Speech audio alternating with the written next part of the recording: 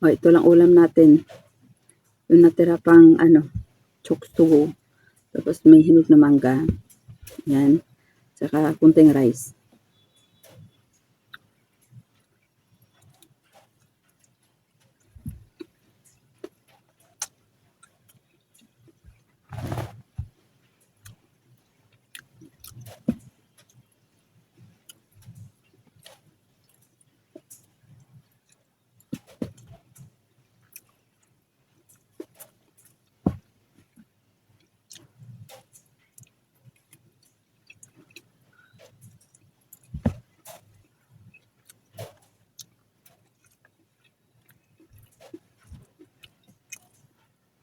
Guys, yung kanin ko, tututong, binabad ko para matanggal sa rice cooker. Kaya kayo, huwag nyong itapon agad. Kahit basa. Initin ulit para matuyo siya. Kasi sayang grasya to eh. Kaya yung ginagawa ko.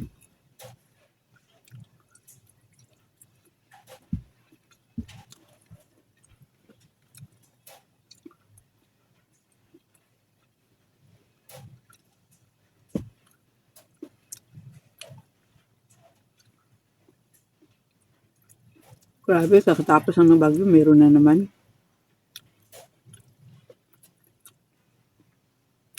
Bagyong Paulo. Kawawa yung mga tao dun sa Cebu.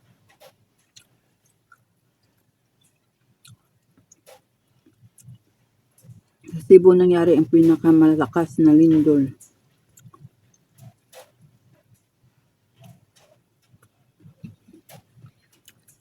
Yung nagsasabi niyan, may mga instinct na ganyan na may mangyayari, totoo pala.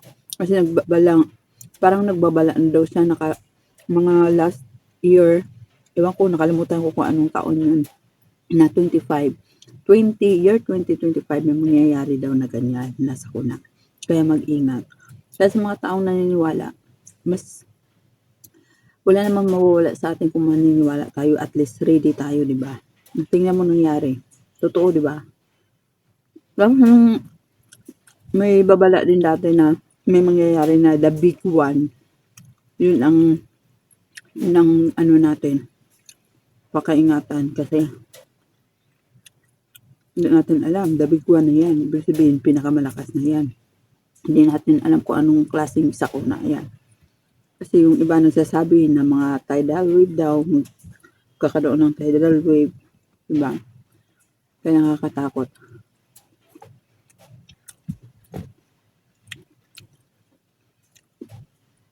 Iba na talaga nangyayari ngayon. Kaya tayo maging handa tayo sa oras ng kamatayan natin. Kaya lagi tayong nakapatawad sa kay God.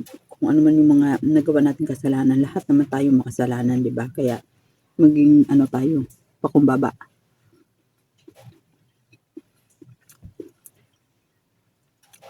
Huwag mataas ang pride kasi alam natin makasalanan tayo. Huwag kang magmamalinis, di ba? Kasi marami akong na-encounter ng mga ganyan. Kahit kasalanan na nila, nagmamalinis pa rin sila. Ayaw nilang tanggapin na kasalanan nila or may naggawa silang kasalanan.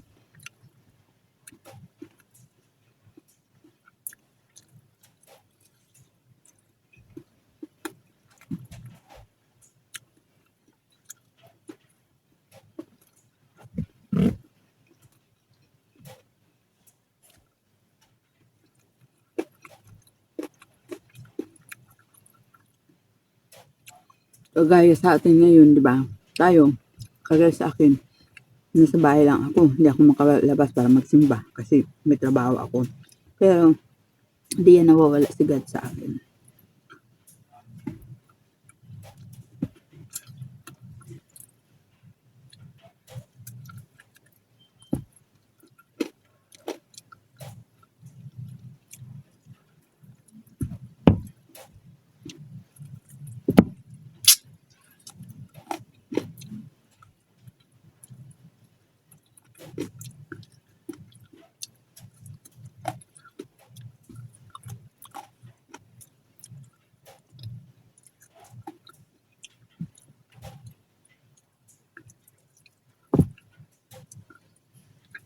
Ang video, pagdating ng 5 minutes, nag-ano siya, nagbablock. Pero, pag i-edit mo yan, continue pa rin yan na malakas yung quality ng light niya. Kasi yung inaano ko talaga kasi, hindi ko pa alam na ano baka mamaya mag-iba. Tapos madilim yung quality niya, di ba? Pero pinipindot ko pa rin yung screen.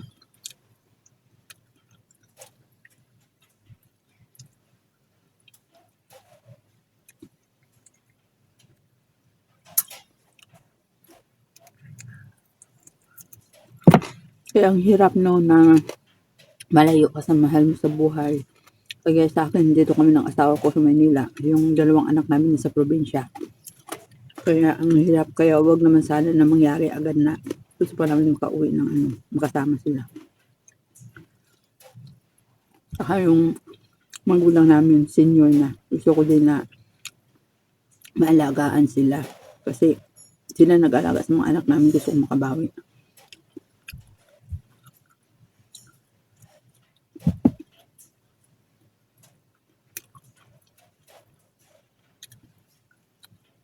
Alam nyo, pag tanghali hindi na ako nagsasaing. Kagaya nito, gusto ko pa kumain. E di, mapadami kain mo dahil isip mo may kanin. Kaya ginagawa ko, hindi talaga ako nagsasaing. Kung walang kanin, okay lang. Pero kung may kanin na tira na kunti, kagaya ngayon, kinain ko yung basa yun. Sayang kasi itapon, kaya kakainin ko.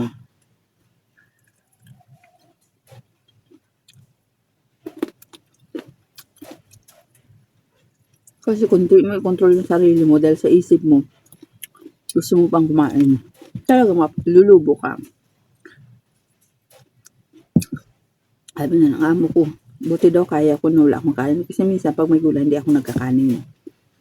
Siya daw hindi na kaya.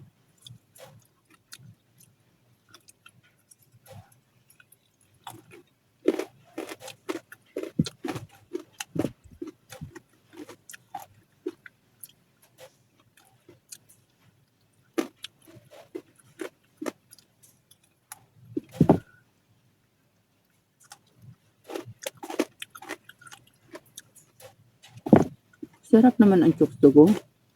Kaayon ng amo ko. Gusto niya yung kanto chicken.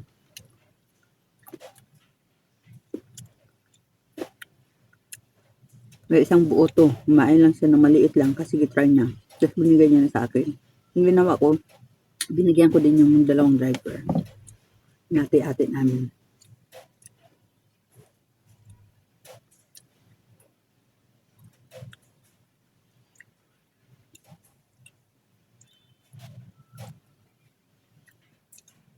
Ay wala akong gulay. Ito yung gulay ko mangga. Sa amo ko naman pipino.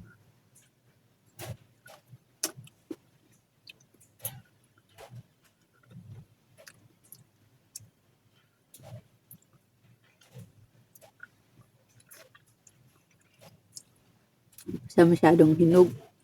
May green pa siya kaya maasim. Pag hilaw nito hindi ko kaya. Napipilitan na lang ko minsan dahil binibigay sa akin yung tira.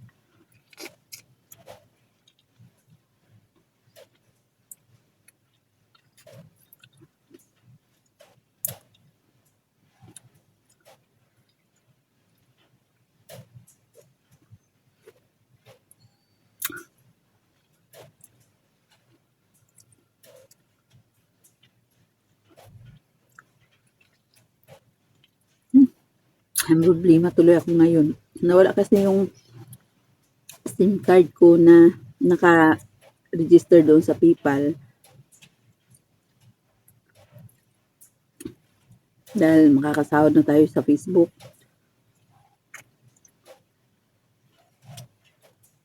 Siyempre, mag-send ang OTP. Anong gamitin ko? Diba? Mag-send doon. Hindi ko makita dahil na-misplace ko. Dito kay YouTube, okay lang kasi hindi na kailangan ng number dahil may online banking ako. So, pag magsahod na, diretso na doon sa online banking ko. Masilip mo na kaagad. Pag mayroon na doon, edi transfer mo na kaagad with cash in mo na. I-cash. Sa Facebook kasi gamit ko PayPal. Kasi sa PayPal, $25 pa lang pwede na ibigay sa'yo. Maklaim mo na sahod mo. Pag bangko, $100.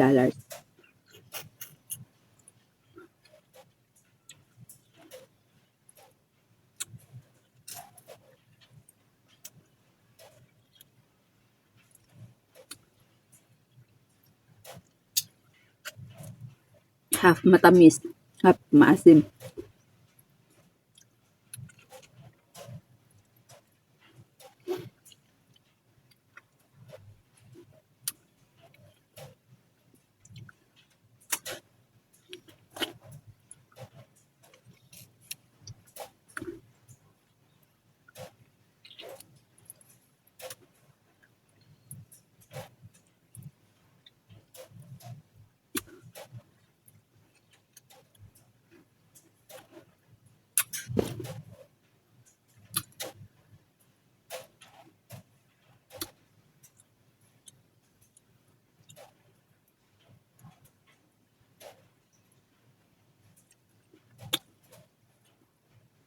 Asim.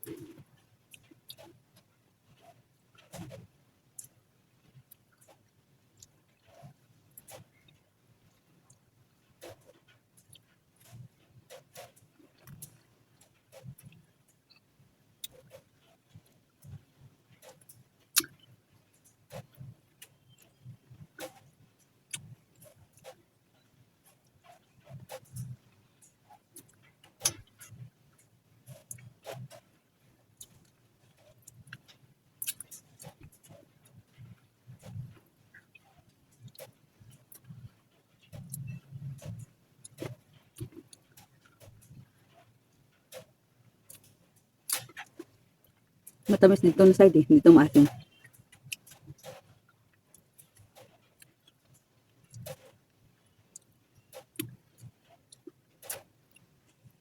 So yun lang, solve ka na, di ba?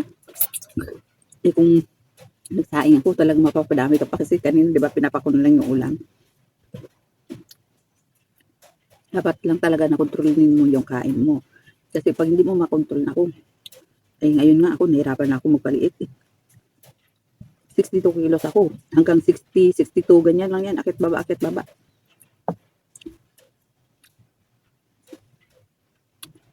Yun lang guys. Thanks for watching. Please like and subscribe.